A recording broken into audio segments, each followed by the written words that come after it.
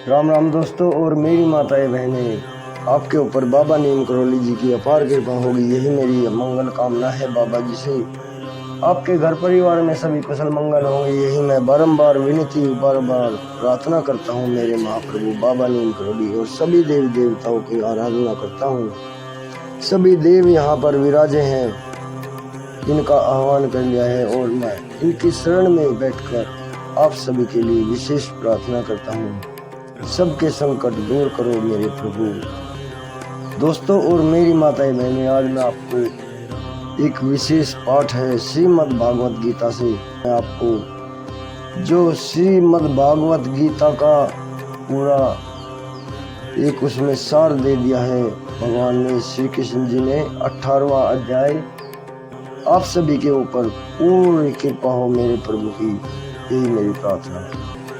श्रीमद् भागवत गीता अध्याय 18 उपसंहार संन्यास की सिद्धि, ये पाठ का नाम है। शुरू करते हैं। जय श्री कृष्णा, जय श्री राम, जय बाबा नीम करौली महाराज। अर्जुन ने कहा, हे महाबाहु, मैं त्याग का उद्देश्य जानने का इच्छुक हूँ, और हे केसी निशोधन, हे हृषिकेश, मैं त्याग में जीवन का उद्देश्य भी जानना चाहता हूँ। भगवान ने कहा, भौतिक इच्छा पर आधारित कर्मों के परित्याग को विद्वान लोग संन्यास कहते हैं, और समस्त कर्मों के फल त्याग को बुद्धिमान लोग त्याग कहते हैं। कुछ विद्वान घोषित करते हैं कि समस्त प्रकार के सकाम कर्मों का दोषपूर्ण समझकर त्याग कर देना चाहिए, किंतु अन्य विद्वान मानते हैं कि यज्ञ, दान तथा तपस्या के कर्मों को कभी नहीं त्यागना चाहिए। हे भरत श्रेष्ठ, अब त्याग के विषय में मेरा निर्णय सुनो। हे नारसादुल, शास्त्रों में त्यागी 3 तरह का बताया गया है। यज्ञ, दान तथा तपस्या के कर्मों का कभी परित्याग नहीं करना चाहिए, उन्हें अवश्य संपन्न करना चाहिए। निसंदेह यज्ञ, दान तथा तपस्या महात्माओं को भी शुद्ध बनाते हैं।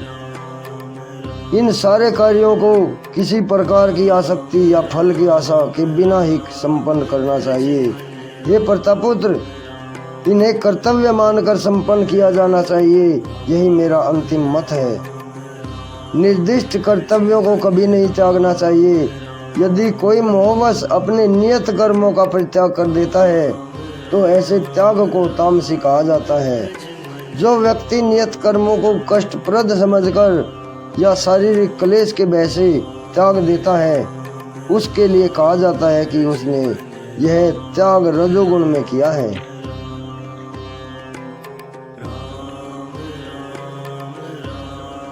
ऐसा करने से कभी त्याग का उच्च फल प्राप्त नहीं होता। हे अर्जुन, जब मनुष्य नियत कर्तव्य को करणीय मानकर करता है और समस्त भौतिक संगति तथा फल की आसक्ति को त्याग देता है, तो उसका त्याग सात्विक कहलाता है। सतोगुण में स्थित बुद्धिमान व्यक्ति त्यागी, जो न तो अशुभ कर्म से घृणा करता है और न ही शुभ कर्म से लिप्त हो जाता है, वह कर्म के विषय में कोई संशय नहीं रखता। निसंदेह किसी भी देहधारी प्राणी के लिए समस्त कर्मों का परित्याग कर पाना असंभव है, लेकिन जो कर्म फल का परित्याग करता है वह वास्तव में त्यागी कहलाता है। जो त्यागी नहीं है उसके लिए इच्छित, अनिच्छित तथा मिश्रित ये 3 प्रकार के कर्म फल मृत्यु के बाद मिलते हैं, लेकिन जो सन्यासी है उन्हें ऐसे फल का सुख दुख नहीं भोगना पड़ता। हे अर्जुन, वेदांत के अनुसार समस्त कर्म की पूर्ति के लिए 5 कारण है। अब तुम इन्हें मुझसे सुनो। कर्म का स्थान शरीर, कर्ता, इन इंद्रियों, अनेक प्रकार की चेष्टाओं तथा परमात्मा, ये 5 कर्म के कारण हैं। कर्म का स्थान शरीर, कर्ता, विभिन्न इंद्रियां, अनेक प्रकार की चेष्टाएं तथा परमात्मा, ये 5 कर्म के कारण हैं। मनुष्य अपने शरीर, मन या वाणी से जो भी उचित या अनुचित कर्म करता है वह इन 5 कारणों के फलस्वरूप करता है। अतएव जो इन 5 कारणों को न मानकर अपने आप को ही एकमात्र कर्ता मानता है वह निश्चय ही बहुत बुद्धिमान नहीं होता और वस्तुओं को सही रूप में नहीं देख सकता। जो मिथ्या अहंकार से प्रेरित नहीं है, जिसकी बुद्धि बंधी नहीं है, वह इस संसार में मनुष्य को मारता हुआ भी नहीं मरता, न ही वह अपने कर्मों से बंधा होता है। ज्ञान, ज्ञेय तथा ज्ञाता ये तीनों कर्म को प्रेरणा देने वाले हैं। इंद्रिय, कर्म तथा कर्ता ये 3 कर्म के संगठक हैं। प्रकृति के 3 गुणों के अनुसार ही ज्ञान, कर्म तथा कर्ता ये 3 भेद हैं। अब तुम मुझसे इन्हें सुनो। जिस ज्ञान से अनंत रूपों में विभक्त सारे जीवों में एक ही अभिव्यक्त आध्यात्मिक प्रकृति देखी जाती है, उसे ही तुम सात्विक जानो। जिस ज्ञान से कोई मनुष्य विभिन्न शरीरों में भिन्न भिन्न प्रकार का जीव देखता है, उसे तुम राजसी जानो। जिस ज्ञान से कोई मनुष्य विभिन्न शरीरों में भिन्न भिन्न प्रकार का जीव देखता है, उसे तुम राजसी जानो। और वह ज्ञान जिससे मनुष्य किसी भी एक प्रकार के कार्य को जो अति तुच्छ है सब कुछ मानकर सत्य को जाने बिना उसमें लिप्त रहता है, वह तामसी कहा जाता है। जो कर्म निमित्त और आसक्ति है, राग द्वेष या उससे रहित कर्म फल की चाह के बिना किया जाता है, वह सात्विक है। जो कर्म निमित्त और आसक्ति है, राग द्वेष या राजसिक कर्म फल की चाह के बिना किया जाता है, वह सात्विक है। जो हम कर्म फल की इच्छा किए बिना कार्य करते हैं वो ही सात्विक है। लेकिन जो कार्य अपनी इच्छा पूर्ति के निमित्त प्रयास पूर्वक एवं मिथ्या अहंकार के भाव से किया जाता है वह रजोगुणी कहलाता है। जो कर्म मोहवश शास्त्रीय आदेशों की अवहेलना करके तथा भावी बंधनों की परवाह किए बिना या हिंसा अथवा अन्यों को दुख पहुंचाने के लिए किया जाता है वह तामसी कहलाता है। जो व्यक्ति भौतिक गुणों के संसर्ग के बिना अहंकार रहित संकल्प तथा उत्साह पूर्वक अपना कर्म करता है और सफलता और असफलता में विचलित रहता है वह सात्विक कर्ता कहलाता है। जो कर्ता कर्म तथा कर्म फल के प्रति आसक्त होकर फलों का भोग करना चाहता है तथा जो लोभी सदैव ईर्ष्यालु प्रवृत्ति पवित्र और सुख दुख से विचलित होने वाला है वह राजसी कहा जाता है। जो कर्ता सदा शास्त्रों के आदेशों के विरुद्ध कार्य करता है, जो भौतिकवादी, हठी, कपटी तथा अन्यों का अपमान करने में पटु है तथा जो आलसी, सदैव खिन्न, काम करने में दीर्घ सूत्री और तमोगुणी कहलाता है। हे धनंजय, अब मैं प्रकृति के 3 गुणों के अनुसार तुम्हें विभिन्न प्रकार की बुद्धि तथा धृति के विषय में विस्तार से बताऊंगा, तुम इसे सुनो। हे प्रतापुत्र, वह बुद्धि सतोगुणी है जिसके द्वारा मनुष्य यह जानता है कि क्या करनी है, क्या करनी नहीं है, किससे डरना चाहिए और किससे नहीं, क्या बांधने वाला है और क्या मुक्ति देने वाला है। ये प्रतापुत्र, जो बुद्धि धर्म तथा अधर्म, करनीय तथा अकरणीय कर्म भेद में नहीं कर पाती वह राजसी है। जो बुद्धि मोह अहंकार के वशीभूत होकर अधर्म को धर्म और धर्म को अधर्म मानती है वह सदैव विपरीत दिशा में प्रयत्न करती है। हे पार्थ, वह तामसी है। हे प्रतापुत्र, जो अटूट है, जिसे योगाभ्यास द्वारा अचल रहकर धारण किया जाता है और जो इस प्रकार मन, प्राण तथा इंद्रियों के कारण कार्यकलापों को वश में रखती है वह धृति सात्विक है। लेकिन हे अर्जुन, जिस धरती से मनुष्य धर्म अर्थ तथा काम के फलों में लिप्त बना रहता है, वह राजसी है। हे पार्थ, जो धरती स्वप्न, भय, शोक, विषाद तथा मोह से परे नहीं जाती, ऐसे दुर्बुद्धि धरती तामसी हैं। हे भरत श्रेष्ठ, अब मुझसे 3 प्रकार के सुखों के विषय में सुनो, जिनके द्वारा बद्ध जीवी भोग करता है और जिसके द्वारा कभी कभी दुखों का अंत हो जाता है। जो प्रारंभ में विष जैसा लगता है लेकिन अंत में अमृत के समान है, और जो मनुष्य में आत्म साक्षात्कार जगाता है, वह सात्विक सुख कहलाता है। जो सुख इंद्रियों द्वारा उनके विषय के संसर्ग से प्राप्त होता है, जो प्रारंभ में अमृत तुल्य और अंत में विष तुल्य लगता है, वह रजोगुणी है। जो सुख आत्म साक्षात्कार के प्रति अंधा, जो प्रारंभ से लेकर अंत तक मोह कारक है, और जो निद्रा, आलस्य तथा मोह से उत्पन्न होता है, वह तामसी कहलाता है। इस लोक में, स्वर्ग लोकों में या देवताओं के मध्य में कोई भी ऐसा व्यक्ति विद्यमान नहीं जो प्रकृति के तीनों गुणों से मुक्त हो। हे परमतप, ब्राह्मणों, क्षत्रियों, वैश्यों तथा शूद्रों में प्रकृति के तीनों गुणों के अनुसार उनके स्वभाव द्वारा उत्पन्न गुणों द्वारा भेद किया जाता है। शांति, प्रियता, आत्म संयम, तपस्या, पवित्रता, सहिष्णुता, सत्यनिष्ठा, ज्ञान, विज्ञान तथा धार्मिकता, ये सारे स्वाभाविक गुण हैं जिनके द्वारा ब्राह्मण कर्म करते हैं। वीरता, शक्ति, संकल्प, दक्षता, युद्ध में धैर्य, उदारता तथा नेतृत्व, ये क्षत्रियों के स्वाभाविक गुण हैं। कृषि करना, गोरक्षा तथा व्यापार वैश्यों के स्वाभाविक कर्म हैं। ये शूद्रों का कर्म श्रम तथा अन्यों की सेवा करना है। अपने अपने कर्म के अनुसार गुणों का पालन करते हुए प्रत्येक व्यक्ति सिद्ध हो।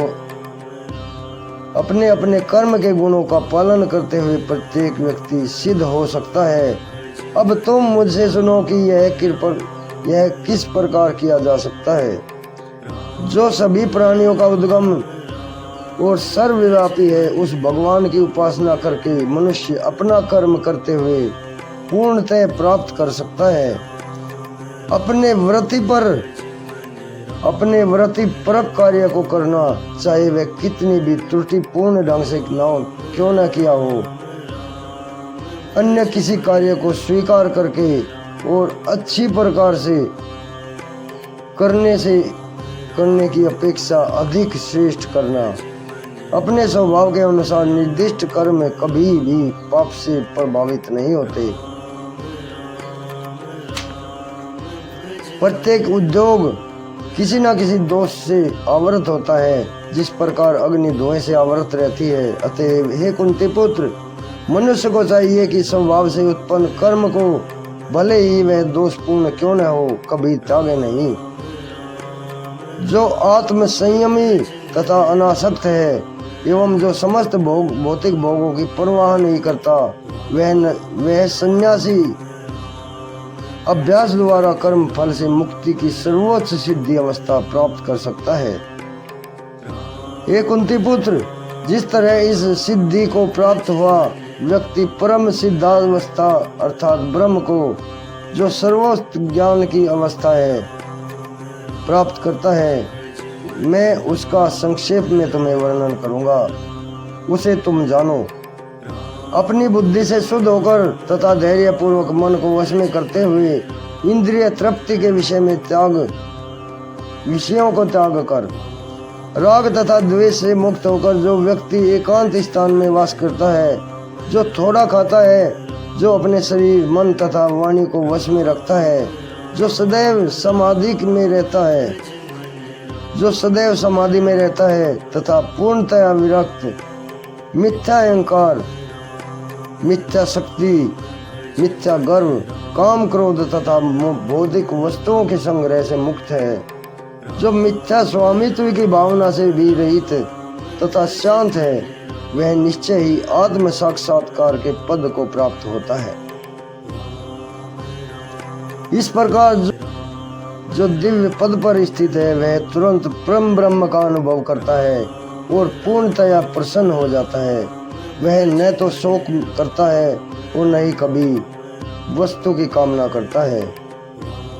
वह न तो कभी शोक करता है और न ही कभी किसी वस्तु की कामना करता है। वह प्रत्येक जीव पर संभाव रखता है।